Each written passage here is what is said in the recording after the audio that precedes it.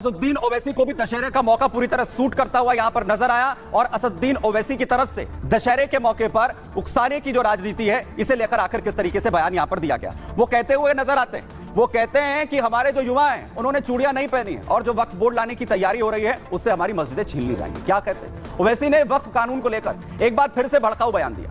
वक्फ कानून से आपकी जमीन पर सरकार का कब्जा हो जाएगा, इससे देश में सामाजिक जो अस्थिरता है वो आने का दावा करते हैं। वक्फ विधेयक कानून बन गया तो मस्जिदें और दरगाहें छिन जाएंगी। अगर वक्फ कानून बना तो देश में सामाजिक अस्थिरता फैल जाएगी। हम देश को 1980 और 1990 के दशक में लेकर पहुंच जाएंगे। कहते हैं हमने एक मस्जिद गवा दी है, हम अब कोई और मस्जिद या कब्रिस्तान नहीं खोएंगे। वक्फ बिल के खिलाफ एकजुट हो जाए मुस्लिम नौजवानों ने चूड़ियां नहीं पहनी है, युवा अपनी जान मस्जिद पर कुर्बान कर देगा, मुसलमान अपनी मस्जिदों के लिए लड़ेगा और बुजुर्ग भी मस्जिद की हिफाजत के लिए अपनी जान यहां पर देता हुआ नजर आएगा। ओवैसी को यह मौका लगा कि इस पर अपनी सियासत बना जाए। कैसे वो भड़का रहे हैं, कैसे बयान दे रहे हैं, सुनिए। हमारे वजूद को मिटाने के लिए, हमारे मस्जिदों को छीनने के लिए, हमारे कब्रिस्तानों को खत्म करने के लिए, दरगाहों को मिसमार करने के लिए, खानकाहों को वीरान करने के लिए मोदी की सरकार ने एक वक्फ का बिल लाया। और मैं बार बार कह रहा हूं, अगर खुदा ना खास्ता ये बिल कानून बनेगा तो हमारी मस्जिदें छीन ली जाएंगी, दरगाहें छीन ली जाएंगी। मैं बता रहा हूं मोदी को, अगर ये वक्फ का कानून बनेगा तो मुल्क में सोशल इंस्टेबिलिटी पैदा होगी। हम भारत को 1980 और 1990 के दहे में लेकर जाएंगे। हम एक मस्जिद को खो चुके हैं मोदी, अब कोई मस्जिद कब्रिस्तान को नहीं खोएंगे। वही दशहरे का मौका था, आरएसएस की तरफ से अलग अलग कार्यक्रम किए जा रहे थे, तो वही रत्नागिरी के अंदर पथ संचलन किया जा रहा था। लेकिन इस दौरान रत्नागिरी में, महाराष्ट्र में आरएसएस के इस पथ संचलन के दौरान हंगामा हो गया। पथ संचलन के दौरान हंगामा हुआ, लगातार उन पर हंगामे के दौरान हमला आखिर जो है वो कर दिया जाता है। भड़काऊ नारे यहां पर लगाए जाते हैं, धार्मिक नारे लगाए जाते हैं।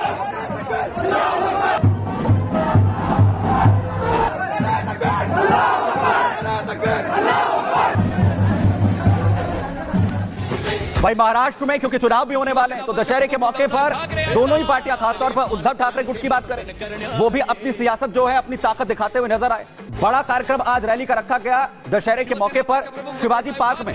उद्धव ठाकरे रैली कर रहे थे।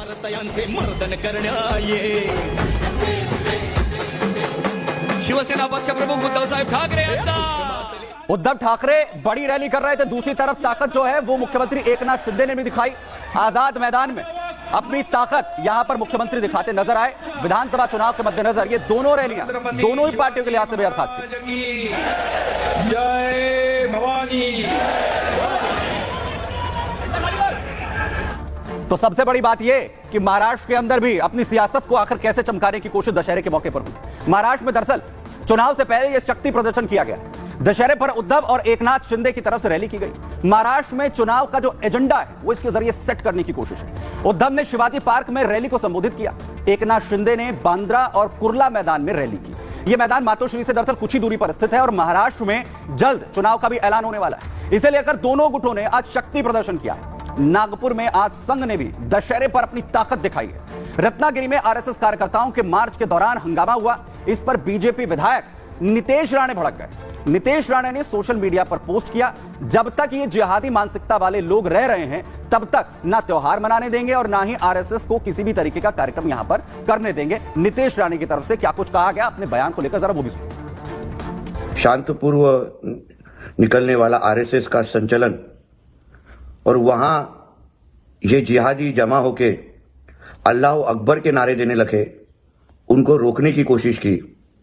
मैं यही तो बार बार कह रहा हूं कि ये हमारे देश में रह के, हमारे हिंदू राष्ट्र में रह के, इनको इस देश को इस्लाम राष्ट्र बनाने तक ये इसी तरीके से हरकतें करते रहेंगे। इनको इस देश से साफ करना, निकाल देना, ये एकमेव पर्याय हमारे पास है। भाई दशहरे के मौके पर कैलाश विजयवर्गीय ने आज बड़ी बात कही और उन्होंने समर्थन किया योगी आदित्यनाथ के एक बयान का। दरअसल सीएम योगी आदित्यनाथ ने बटोगे तो कटोगे का वाला बयान दिया था, जिसमें उसके बाद ये बात आगे बढ़ी। प्रधानमंत्री नरेंद्र मोदी ने कहा कि जो बांटने वाले हैं वो महफिल सजाते हुए नजर आए। वहीं अब जो कैलाश विजयवर्गीय हैं वो बड़ी बात कहते हुए नजर। उन्होंने कहा कि सीएम योगी आदित्यनाथ जो कह रहे हैं वो तो सही कह रहे हैं और वो डेमोग्राफी तक इसे लेकर चलेगा। क्या उन्होंने कहा? योगी के बयान के कायल जो है वो कैलाश विजयवर्गीय यहां पर होते हुए नजर आए। योगी जी ने सही कहा है, बटोगे तो कटोगे। वहीं क्या कहते हैं? आने वाले 25 साल के बाद हमारे बच्चों के लिए बहुत खतरा है, डेमोग्राफी की ओर लेंगे। जिस प्रकार देश को डेमोग्राफी जो है वो लगातार बदल रही है, कुछ राजनीतिक दल तुष्टीकरण की राजनीति अपना रहे हैं, देश में अशांति फैलाने वाले लोगों को संरक्षण दे रहे हैं। बहुत जरूरी है कि हम सनातन धर्म के साथ चलें। वो कहते हैं कि हरियाणा की जनता ने बता दिया है कि हम बंटने वाले नहीं हैं। हरियाणा की रैलियों में योगी ने दरअसल बयान दिया था। योगी की तरफ से कहा गया था कि बटेंगे तो कटेंगे, और यह बयान बेहद चर्चा में रहा। कांग्रेस के हाथ ने हमेशा लोगों को बांटने का काम किया है, कहते हैं। वो कहते हैं कि ना बंटना है और ना ही कटना है। और कैलाश विजयवर्गीय के इस बयान के बाद वो योगी आदित्यनाथ का क्या समर्थन कर रहे हैं, सुनिए।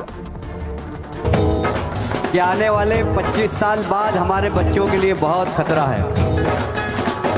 जिस प्रकार देश की डेमोग्राफी बदल रही है और जिस प्रकार कुछ राजनीतिक दल तुष्टीकरण की नीति के कारण देश में अशांति फैलाने वाले लोगों को संरक्षण दे रहे हैं, बहुत जरूरी है कि हम सनातन धर्म के साथ चलें। योगी जी ने सही कहा है, बटोगे तो कटोगे।